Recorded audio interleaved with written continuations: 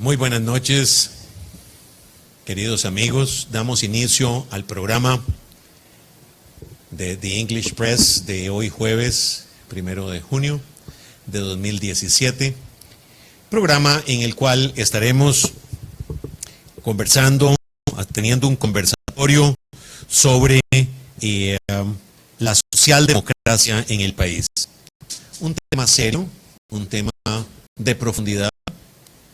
Procuraremos tener o dirigir este conversatorio de común acuerdo con un gran amigo, una gran persona, un gran intelectual. Me refiero al doctor don Fernando Zamora Castellanos, que desde hace un tiempo es a su vez el secretario general del Partido Liberación Nacional. Un erudito en estos temas, un intelectual, un lector como pocos he conocido. Así que muy bienvenido, don Fernando. Nos da un inmenso gusto que nos acompañe en el día de hoy. Muchísimas gracias a vos, Emilio, y por supuesto un saludo afectuoso a todos los televidentes y radioescuchas. Antes de comenzar nuestro conversatorio, normalmente tenemos un mensaje propio del tema y voy a hacer unas reflexiones iniciales sobre lo que es la socialdemocracia en el mundo. En 1848 se publicó el Manifiesto Comunista de Carlos Marx y Federico Engels. En el verano de ese mismo año surgieron primero motines, luego revueltas y finalmente 3 grandes revoluciones. En ese ambiente de revuelta social y política surge la socialdemocracia. El término socialdemocracia lo usaría desde las revoluciones socialistas de 1800.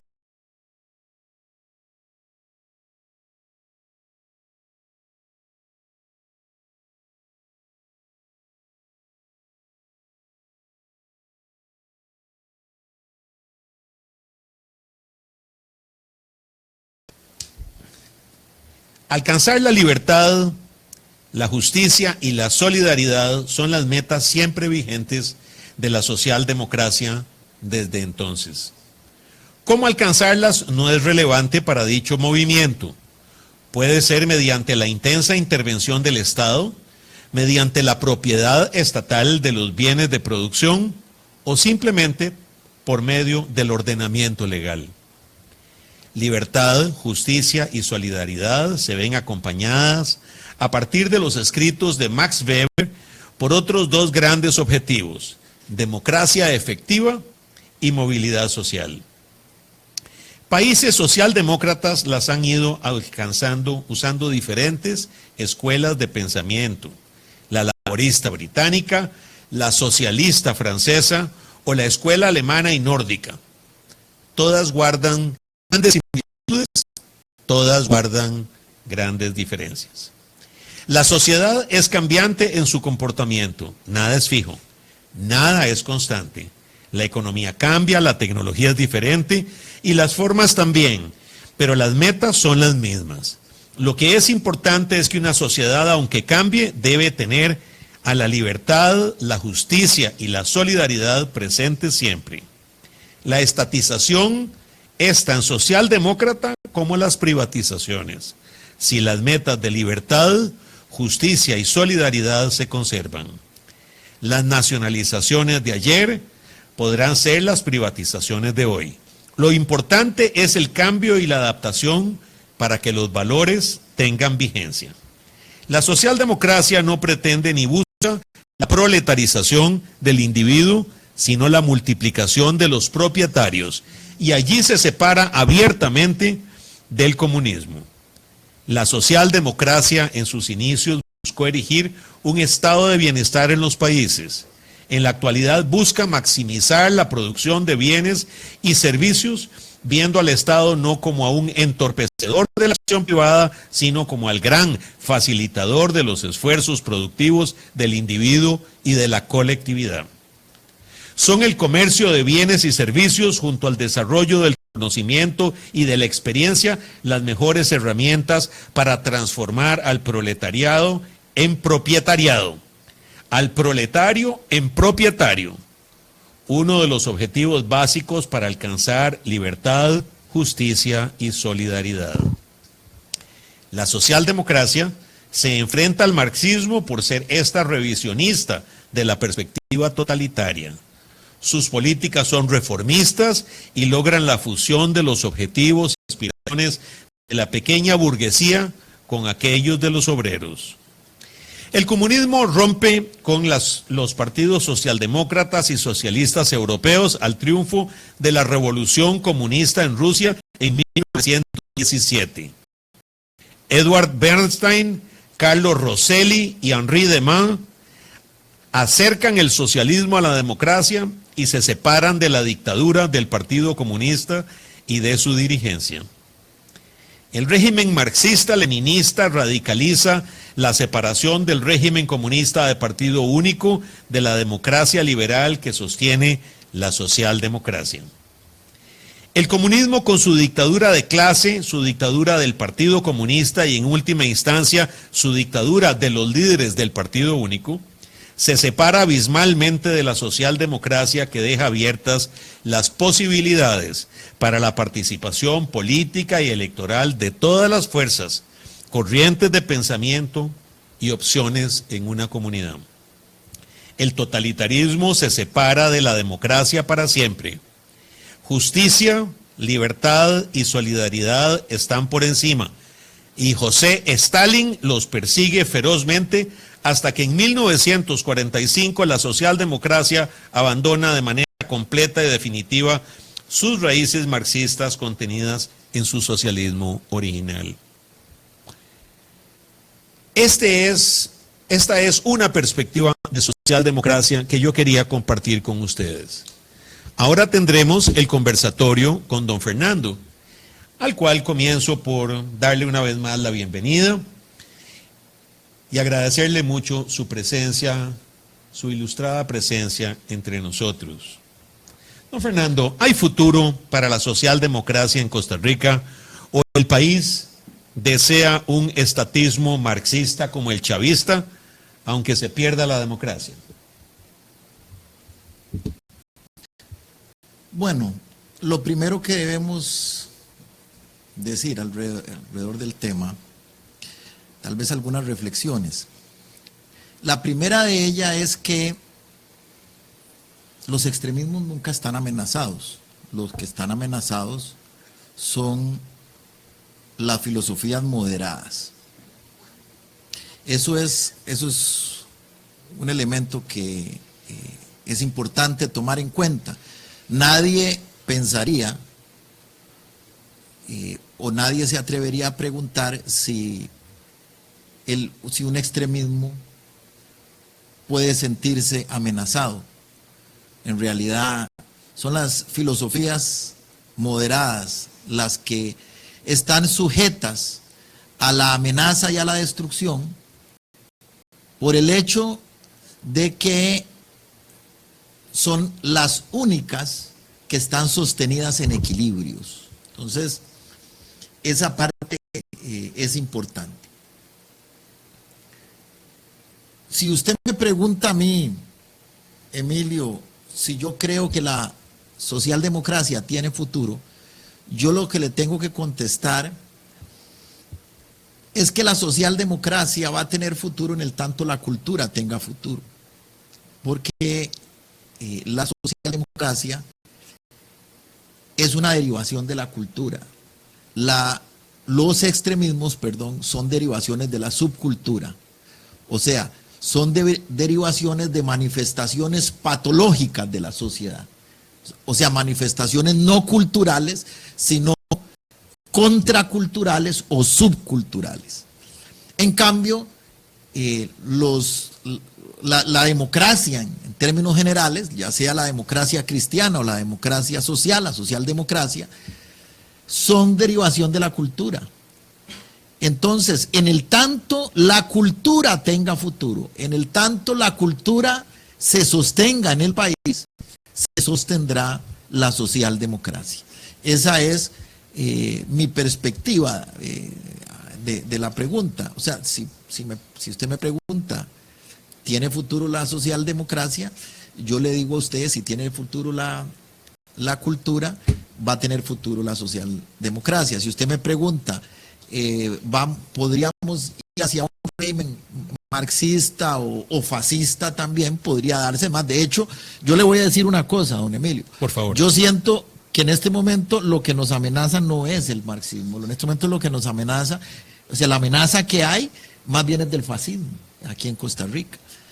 Y yo sí le puedo decir que si usted me pregunta si el fascismo o el marxismo tienen, llámese chavista o cualquier otra derivación del marxismo, tienen futuro, bueno, eso dependerá de qué tanto decaiga la cultura nacional y las manifestaciones contraculturales y subculturales avancen.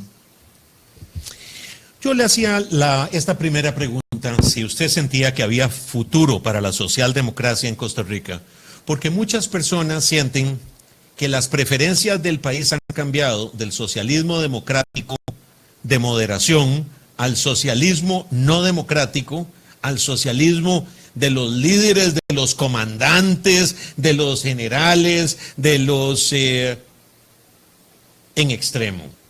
Y a mí me parece que la respuesta suya es, para mí, muy satisfactoria, porque eso va a depender de la cultura de los países, de la moderación de las personas, de los objetivos vitales de la educación de las personas, para que una cosa prevalezca en contra de otra. Exactamente. Y qué curioso, Emilio, qué curioso. Aquí hay dos partidos que tienden hacia una corriente un poco extrema del espectro de izquierda, que son el Frente Amplio y el PAC.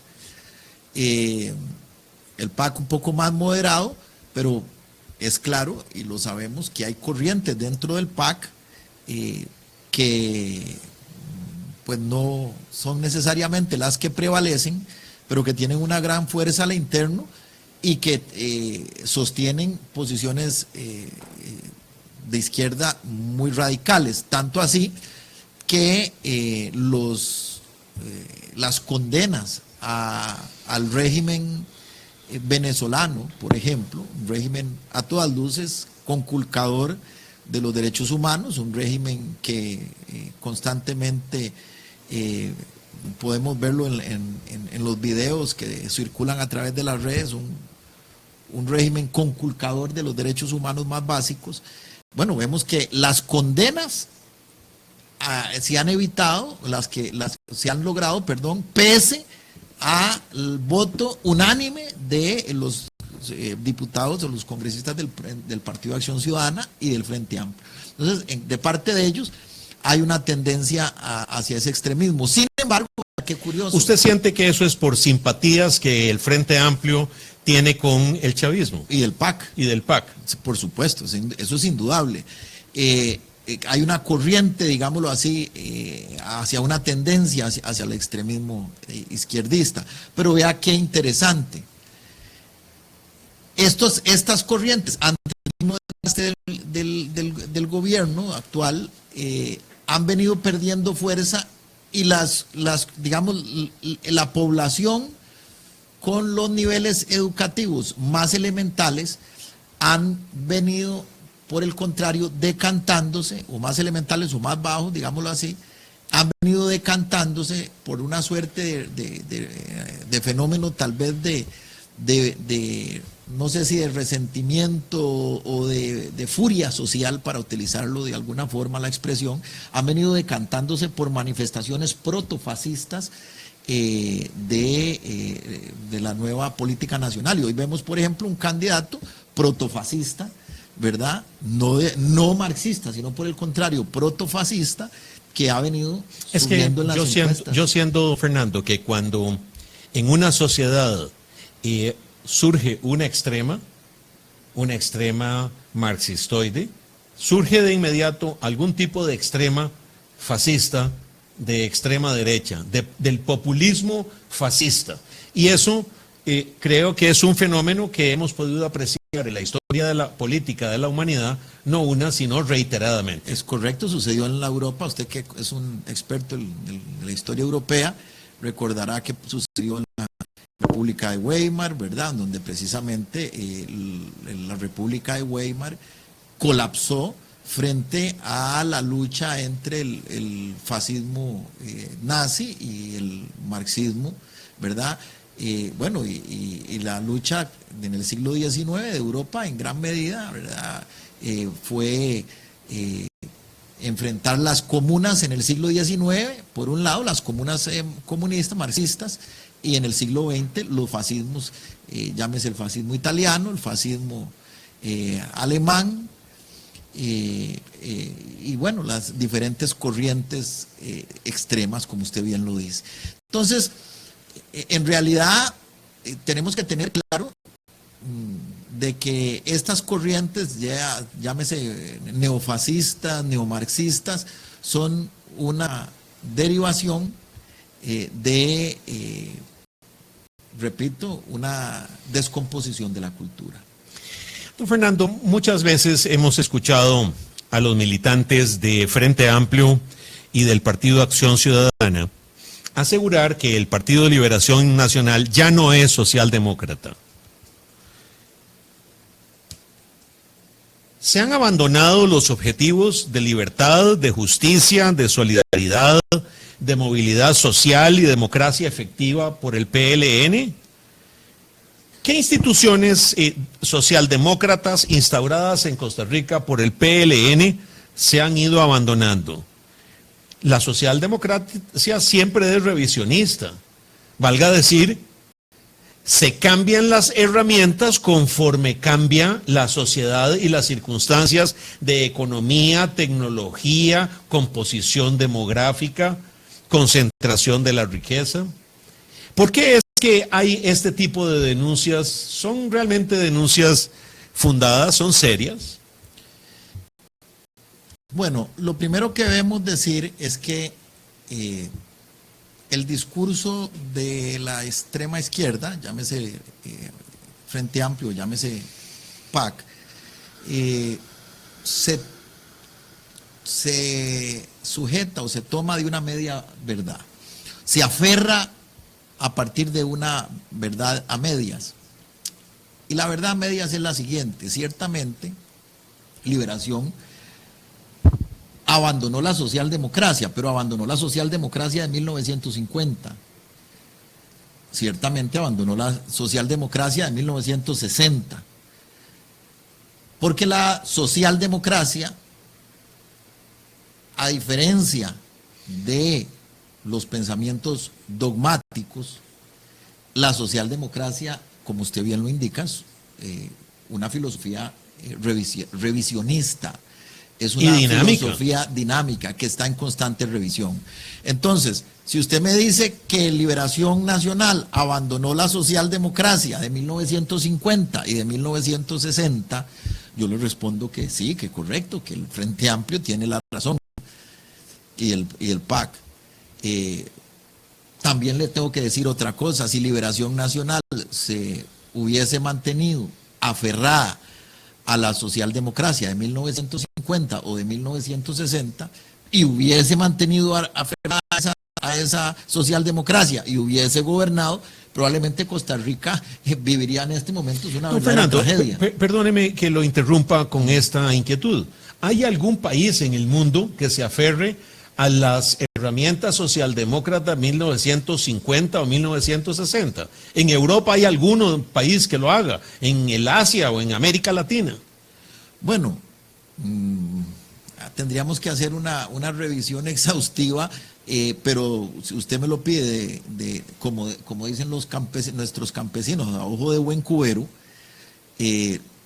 no, me parece que no, o sea, que no existe ya ningún sistema. Es que no es posible, no sería posible que exista un gobierno que pretenda imponer en el siglo XXI y con la dinámica del siglo XXI la receta estatista, ultra reguladora o interventora ortodoxa que aplicaba la socialdemocracia de 1950, de 1940, ¿verdad? Entonces, eso es imposible hoy.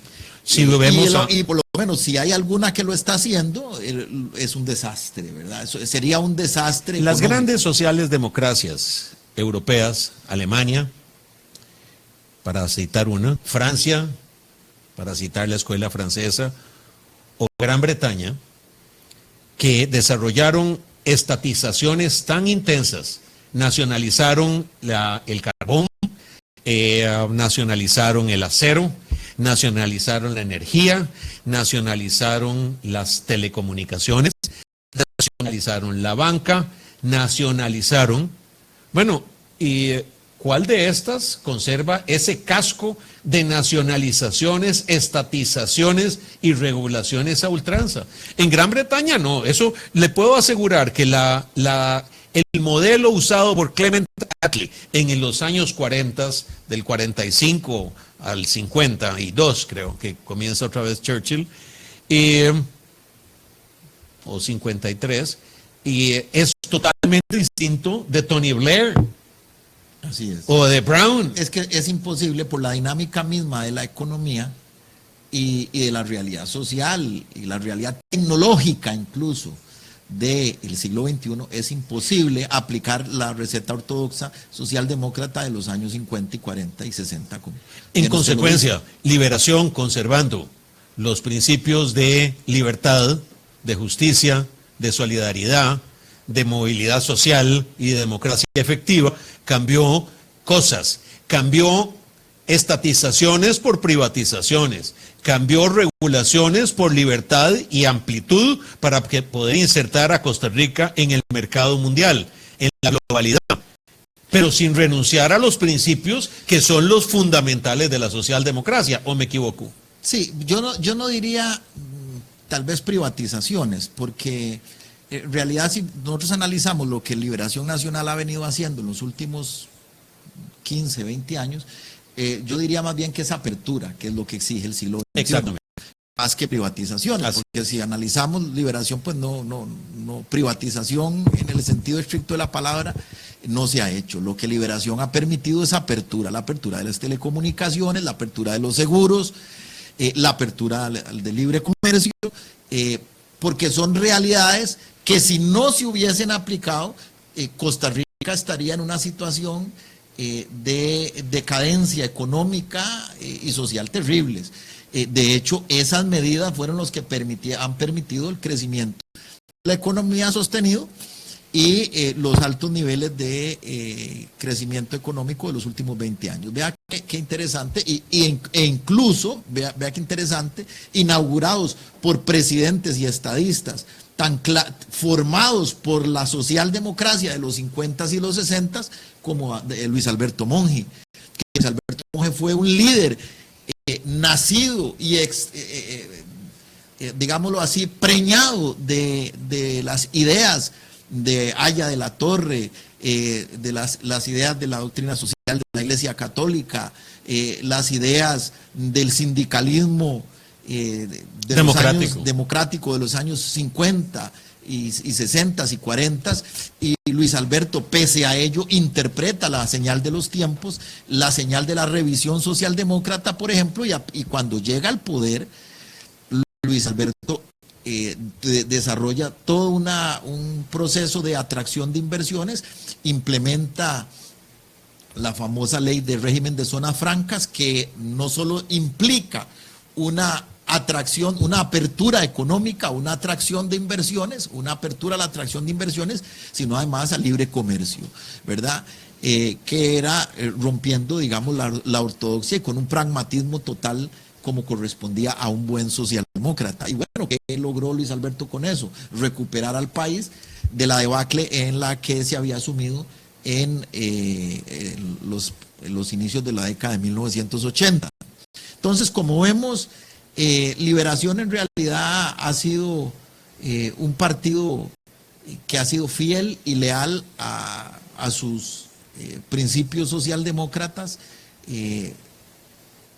No hemos mantenido, como fue responsable hacerlo, no hemos mantenido la ortodoxia socialdemócrata que era aplicable a la Costa Rica del siglo pasado, porque repito, de haberlo hecho hubiese sido irresponsable.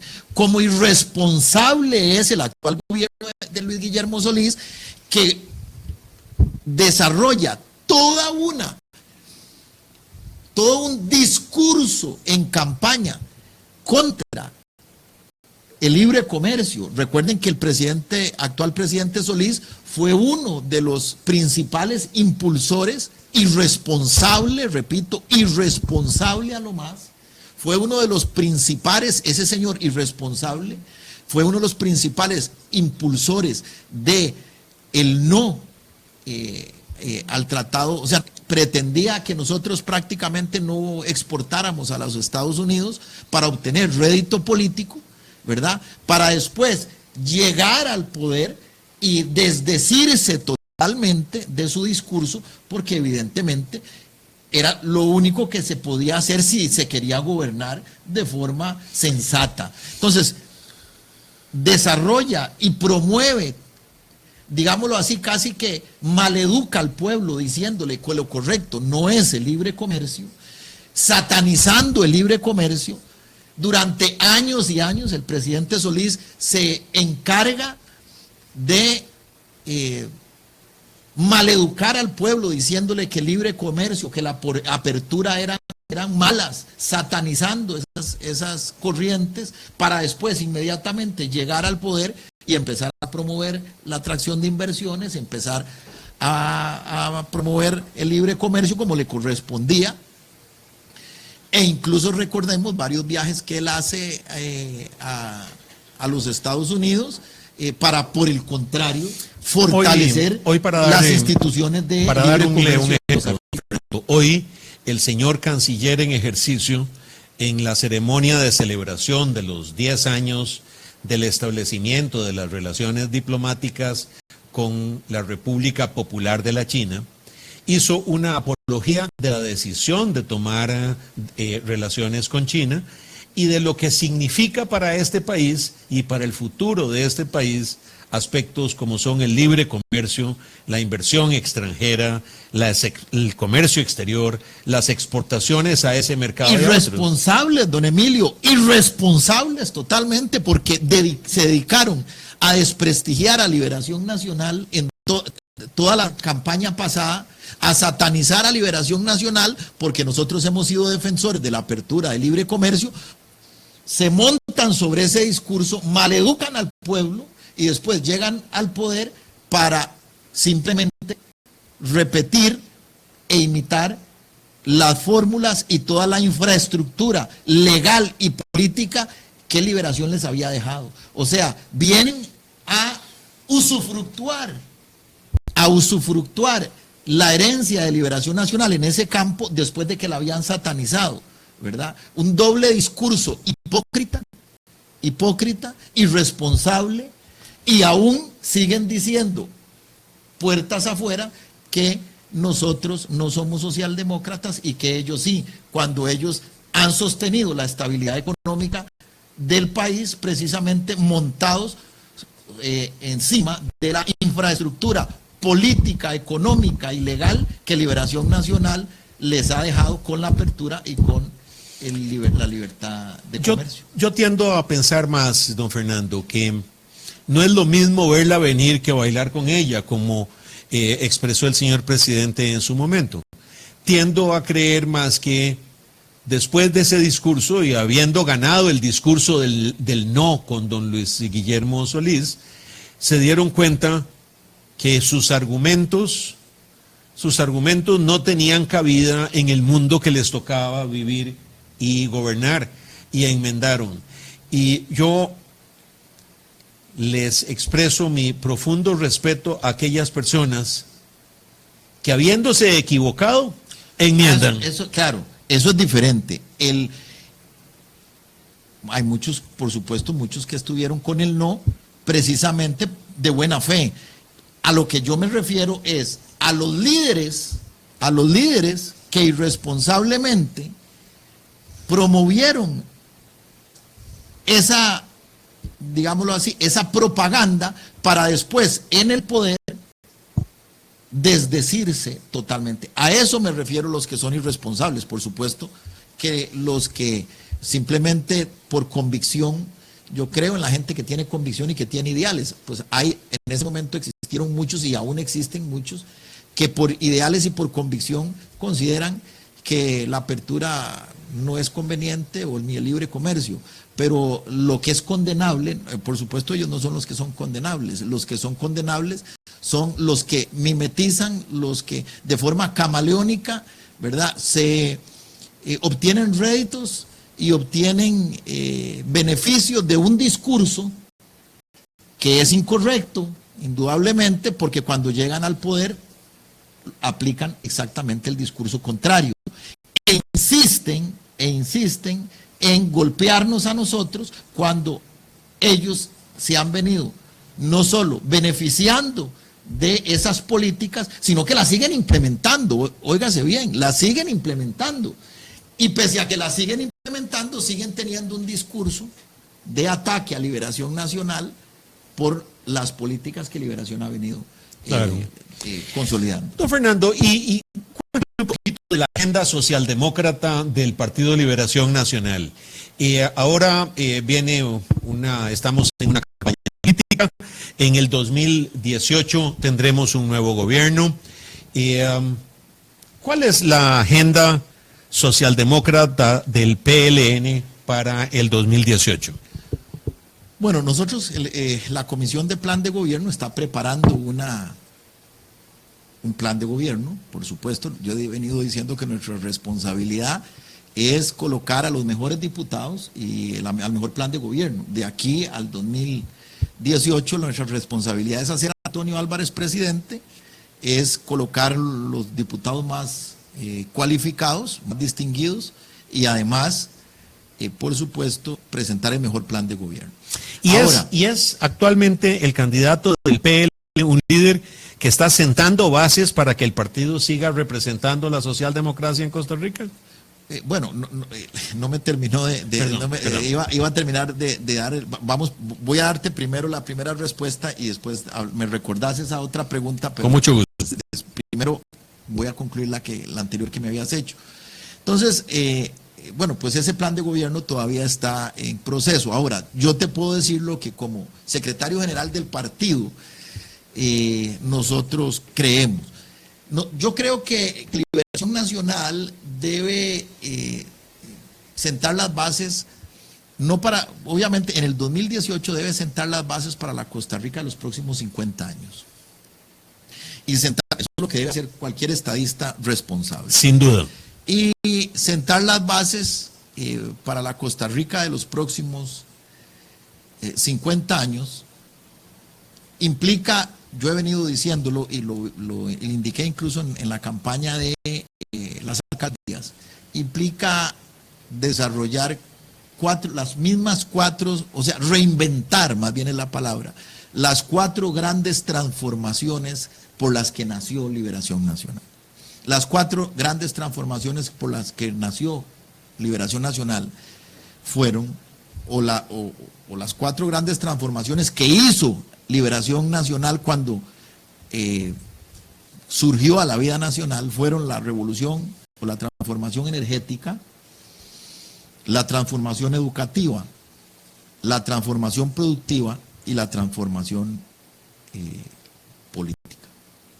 Fueron las cuatro grandes transformaciones. La transformación energética, nosotros éramos un país sin electrificación, prácticamente antes de que existiera Liberación Nacional. Recordará don Emilio que la Electric Bond and Share era una empresa transnacional que era la que daba energía eléctrica a las cabeceras de la provincia. Vivíamos en un país en tinieblas, y Liberación transforma esa realidad y electrifica todo el país y a su vez, además de electrificar, desarrolla todo un plan energético, no solo en materia eléctrica, sino en materia petrolera, con la nacionalización de la distribución de combustibles. La segunda revolución fue la educativa. Nosotros éramos un país de 4 colegios antes de Liberación Nacional. La tercera revolución fue la productiva. Nosotros éramos, antes de Liberación Nacional, nosotros éramos una sociedad de la oligarquía cafetalera, monocultivadora, banano y café. Y nosotros, después de Liberación Nacional, hicimos una revolución no solo industrial, sino de servicios, con la banca, con la alta tecnología, con la apertura, que es algo que hemos venido recogiendo los frutos incluso ahora con todo el régimen de zonas francas y con toda la transformación productiva que tuvo el país. Y la cuarta transformación fue la política. Antes de Liberación Nacional, pues el Estado costarricense lo resumía Daniel Oduber con una expresión: era un Estado en donde los funcionarios públicos andaban con los pantalones rotos. Y después de la transformación que hizo Liberación Nacional, hoy tenemos el Estado costarricense de la Contraloría, el Estado costarricense del Tribunal Supremo de Elecciones. ¿Verdad? Bueno, el Tribunal Supremo de Elecciones 1949. Lo fundó don Teodoro Picado Michalski y fue en parte un detonador de la revolución del 48. En realidad, recordemos que antes de la revolución los votos se contaban en casa presidencial. Es a partir de la Constitución de 1949, la Constitución de la Junta Fundadora de la Segunda República, que el Tribunal Supremo de Elecciones toma fuerza y se convierte en el cuarto poder verdadero de la República, ¿verdad? En fin, una transformación del Estado. Hoy hay que reinventar esas cuatro transformaciones. Ese es el reto socialdemócrata. En materia energética, hemos venido insistiendo en el partido, la reinvención va en función de salirnos del chantaje petrolero, abandonar el chantaje petrolero a través de las energías limpias. Ese es el gran reto transformador de la socialdemocracia del siglo XXI. La transformación educativa, romper con los moldes, los esquemas de educación actuales, memorísticos. Tenemos que ir hacia un Ministerio de Educación que se dedique exclusivamente a la calidad educativa, a la mejora de los medios, los mecanismos de educación, y que la administración de la educación, la administración pública de la educación esté en manos de entes descentralizados. ¿A qué me refiero? Yo no veo en el siglo XXI, ni a finales del siglo XXI, un Ministerio de Educación Pública en el cuarto, quinto piso del Ministerio de Educación Pública manejando los nombramientos de las escuelas de Santa Rosa de Pocosol. No veo a un Ministerio de Educación Pública que en uno de los pisos de su edificio maneje los nombramientos del Liceo de San Carlos. O sea, eso me parece inconcebible. Del CTP de Pérez Celedón. O sea, creo que la revolución, el reto socialdemócrata es descentralizar la administración educativa pública y que la calidad de la educación quede en manos del Ministerio de Educación, hacer una revolución educativa y que el Ministerio de Educación simplemente se dedique a la calidad educativa. El cuarto aspecto, que es la transformación política, creo que el gran reto de la socialdemocracia es llevar al país a la verdadera descentralización. Creo que el sueño, por lo menos mío como político, es que Costa Rica se parezca cada vez más a Suiza en cuanto a modelo político, ¿verdad? Descentralizado.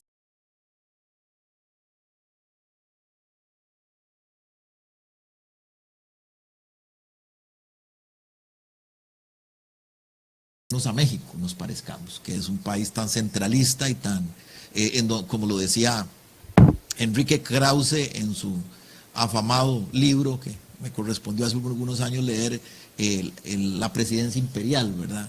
En donde ellos lo que tienen es como una presidencia imperial. Entonces me gustaría Bueno, era una monarquía antes. Exacto. Y antes de la monarquía española era una monarquía azteca. Era reinato, y lo traen en la sangre. Lo traen en la sangre, es un asunto cultural. Claro, Tenochtitlán era un gran imperio, sí.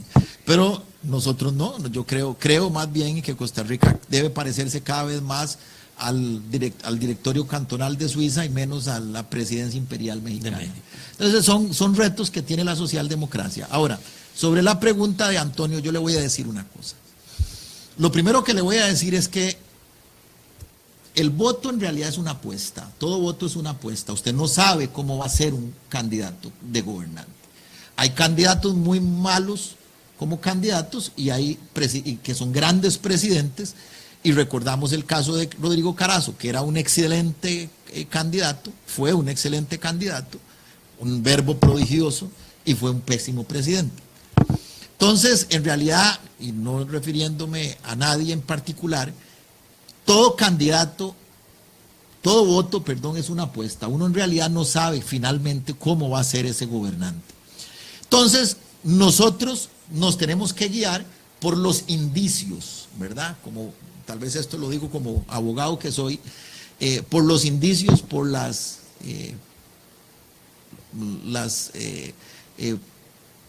pruebas, los indicios, los rastros. Y si vemos los indicios de quién es Antonio Álvarez, pues lo que vemos es un hombre con una muy buena experiencia política. Pero usted en el siente que don Antonio está sentando las bases para que, una administración social demócrata. Es que usted no puede sentar las bases en una campaña, usted las sienta en un gobierno.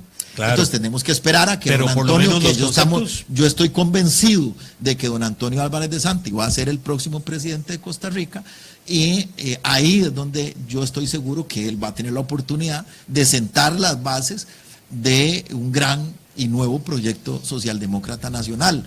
En campaña pues es imposible hacerlo. Campaña usted lo más que puede hacer es plantear un programa de gobierno que vaya o esté dirigido en función de eso. Y no tengo la menor duda de que nuestro plan de gobierno va a ser un plan de gobierno en ese sentido. Ahora, si conocemos a las condiciones personales y las características personales de Antonio Álvarez, yo estoy convencido que lo va a hacer.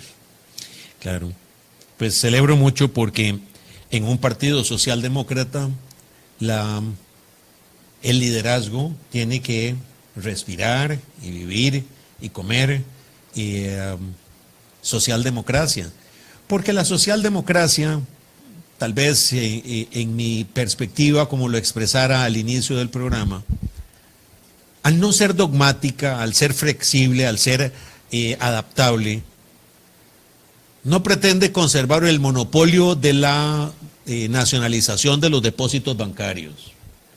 Lo que pretende fundamentalmente es garantizarle al pueblo libertad, solidaridad, equidad, movilidad social, que las personas que nacen en pobreza estén posibilitadas a alcanzar puestos de dirigencia y a ser propietarios y a ser emprendedores. Y a su vez que la democracia sea una democracia efectiva, no una democracia de argollas, una democracia de caciques, una democracia como la mexicana, en la que cada pueblo tiene su dueño y es una democracia de capataces y de gamonales. Me parece que hay en esa diferenciación, diferenciando lo que han sido herramientas empleadas con los objetivos permanentes y eternos de la socialdemocracia en una sociedad, es como deberíamos nosotros percibir un partido socialdemócrata. Hay una pregunta que me dejó don Antonio Trejos Camacho, que además de esta primera sobre el candidato, don Antonio Trejos está fuera del país, pareciera que hay un problema de salud en su familia y está en Panamá atendiéndolo, por eso no nos ha acompañado hoy. Y la pregunta que él me formula para que la haga usted es que han acusado al Partido de Liberación Nacional y a miembros de ese partido en grandes juicios mediáticos. La Fiscalía ha señalado que no existen los delitos acusados, pero el daño mediático se ha producido y gravemente.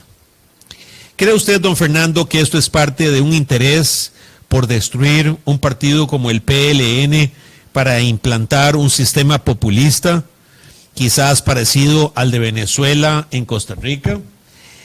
Y dice don Antonio, yo me atrevería inclusive a preguntar qué pasaría hipotéticamente a la democracia si al país, si un partido como el PLN dejase de tener vigencia. ¿Se podrá cuantificar ese daño? Bueno, lo primero que debo decir es que no me parece que en una democracia, más bien me parece que es lo óptimo. O sea, lo óptimo es que las cosas salgan a la luz, que haya una transparencia absoluta. Liberación Nacional no solo es el partido más grande, sino el partido que más ha gobernado y por lo tanto, obviamente, si usted es más grande, tiene más gente. Y si tiene más gente, va a tener más gente que comete errores. Pero también no debe perder la perspectiva que tiene más gente que comete aciertos. Y más gente que hace el bien. Y más gente que colabora con el progreso nacional. Y más logros.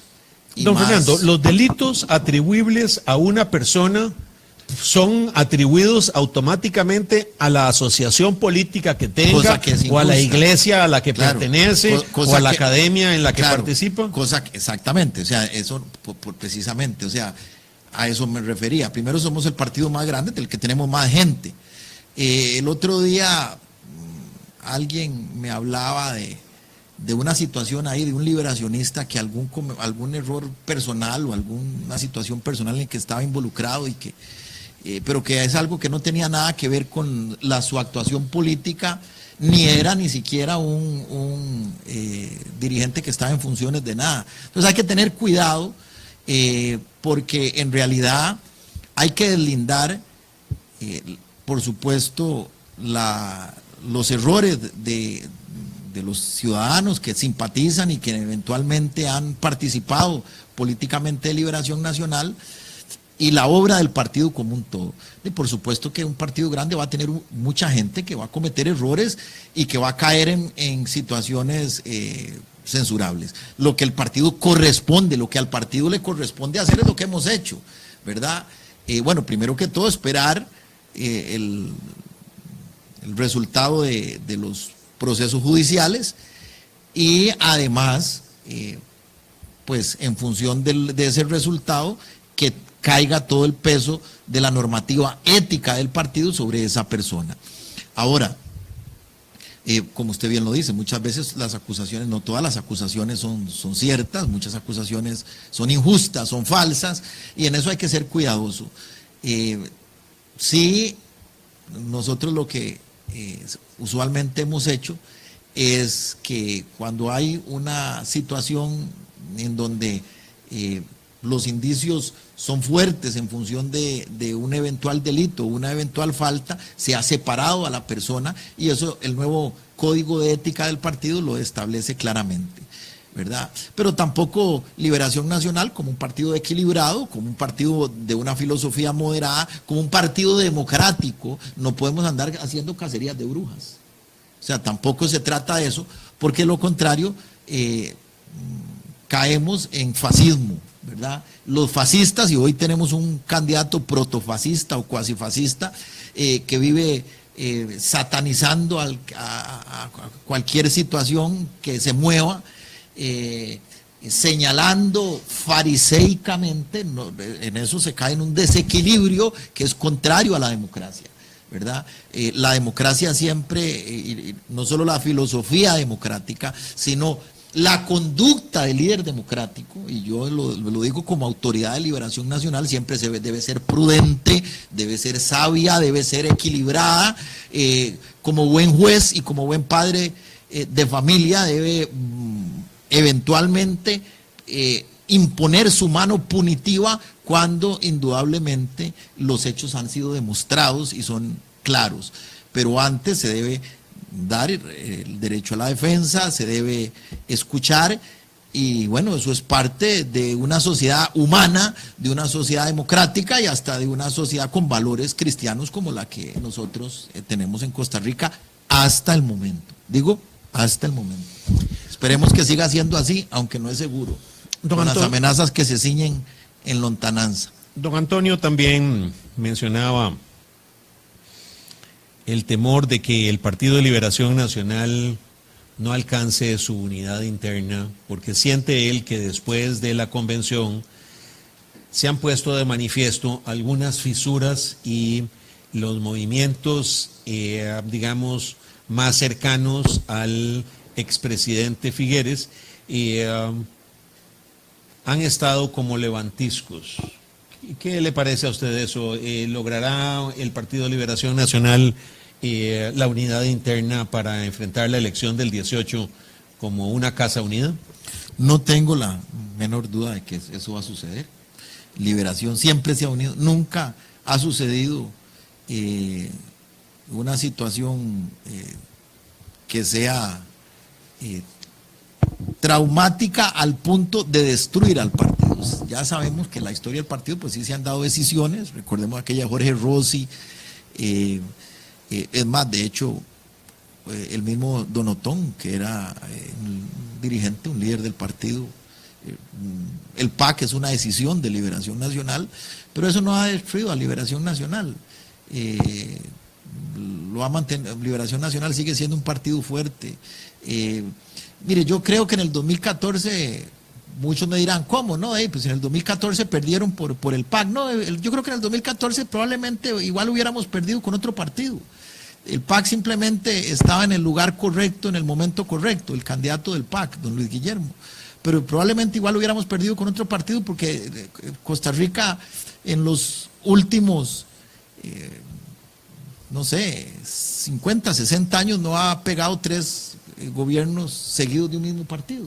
Entonces es muy difícil pensar que Liberación iba a ganar en el 2014 y iba a mantener 3 administraciones seguidas, 12 años en el poder. Eso en una sociedad como la costarricense es muy difícil. Entonces las decisiones que han habido nunca le han hecho daño realmente a Liberación Nacional. Nosotros hemos mantenido el partido fuerte. Liberación Nacional está por encima. Liberación Nacional es un partido que nació bajo el ideal de Roberto Brenes Mesén, aquel viejo ideal de un partido ideológico, permanente y que está por encima de sus cacicazgos, no caudillista. Liberación no es un partido caudillista y por lo tanto no depende de los caudillismos, ni de que un líder se enoje. El partido es más que los líderes, pero aún así estoy convencido de que nosotros vamos a ir unidos, todos los diferentes líderes, ya prácticamente todos los precandidatos están trabajando en la campaña, como don Sigifredo Aiza y don Rolando González, y no me cabe la menor duda de que así será con el resto de los dirigentes, pero como repito, Liberación Nacional es mucho más grande que un candidato, que un líder, que un dirigente, así que... Muchas gracias, don Fernando. Hemos concluido la lista de preguntas y ahora me gustaría leer algunas conclusiones sobre el tema de la socialdemocracia que he preparado. La libertad y la igualdad, 2 principios liberales por excelencia, mantienen una relación estrecha entre sí. No hay libertad sin igualdad frente a la ley y no hay igualdad sin libertad para todos. La socialdemocracia, a su vez, adoptaría la democracia liberal como un patrón político. Pobreza e igualdad son incompatibles y sin igualdad no hay libertad. Estos principios hacían en extremo compleja la resolución de las dificultades sociales, sobre todo porque la socialdemocracia no deseaba transformar a los ciudadanos de un país en proletarios, sino generar el mayor número de ciudadanos libres, de emprendedores, de profesionales independientes y de propietarios. ¿Cómo luchar contra la pobreza? ¿Cómo tener menos pobres en un país? ¿Cómo movilizar a grandes masas en la pobreza a un estado mejor de cosas? Claro está, sin desmotivar o desestimular a quienes ya eran hombres libres, propietarios, emprendedores o profesionales independientes. La socialdemocracia pensó que la mejor receta para resolver la pobreza y los problemas de la sociedad era determinar primero las causas generadoras de estos problemas, de la baja producción de quienes sufrían de la pobreza, del origen de la poca educación de muchas de esas personas, de sus exiguas remuneraciones. Pensó que lo primero era un diagnóstico económico, social, y que luego vendría la construcción de la sociedad de soluciones estructuradas. Se procedió con gran pragmatismo. Se encontraron muchos círculos viciosos. Se producía poco porque las personas no eran preparadas. No eran preparadas porque eran pobres y no podían pagar educación. Como no eran educadas, no podían producir en procesos industriales o agrícolas que requerían entrenamientos y tenían salarios muy bajos que los situaban en pobreza. Grandes soluciones socialdemócratas vendrían. Era claro que la libertad era uno de los principios socialdemócratas, pero los otros dos eran justicia y solidaridad. Solidaridad y justicia. La intención socialdemócrata no era crear un sistema de clientelismo permanente que atentaba contra la dignidad del individuo.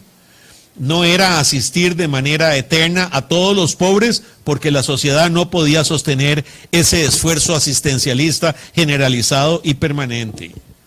El propósito socialdemócrata era crear un sistema de solidaridad de quienes producían competitivamente para que ellos de manera justa pagaran salarios y generaran transferencias para el Estado que redistribuiría ese ingreso entre quienes carecían de todo. El propósito era crear un círculo virtuoso de salarios crecientes, consumo creciente, producción lucrativa, mejor educación, más profesionalización, más productividad. Todos ganaban. El presupuesto nacional surgió como un gran instrumento redistribuidor del ingreso, permitiendo que servicios de salud, seguridad, educación, entrenamiento e infraestructura pública fueran costeados por vía de los impuestos de quienes generaban más ingresos. El éxito de las transferencias se originaría en que las agencias e instituciones tenían gastos fijos, bajos, planillas escasas, poco empleomanía y se podía dejar libre la mayoría de los recursos para generar justamente la asistencia solidaria. Impuestos y contribuciones para atender los problemas sociales nunca fueron contemplados como generadores de burocracia estatal o que en las instituciones de asistencia o previsión social se dieran prácticas planeadas de desperdicio, corrupción, robo, desviación o clientelismo partidarista con dichos recursos. En Gran Bretaña y en Alemania incluso se fijaron topes y límites a esos gastos.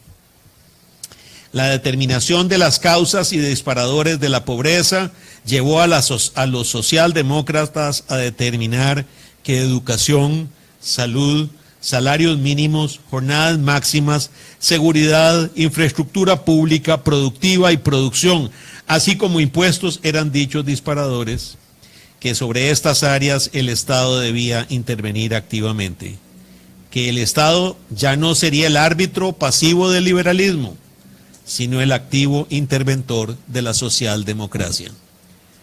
Todos esperamos que el Partido Socialdemócrata del país retome los valores y los principios de la democracia, la socialdemocracia eterna, histórica, y los proyecte en la modernidad de nuestro desarrollo futuro. Muchas gracias por habernos acompañado en el día de hoy. Espero que haya sido muy provechoso para toda la brillante charla de don Fernando Zamora Castellanos y que las palabras nuestras dichas hoy les ayuden a comprender los fenómenos y a discutir más con conceptos, intercambiar más ideas y ser menos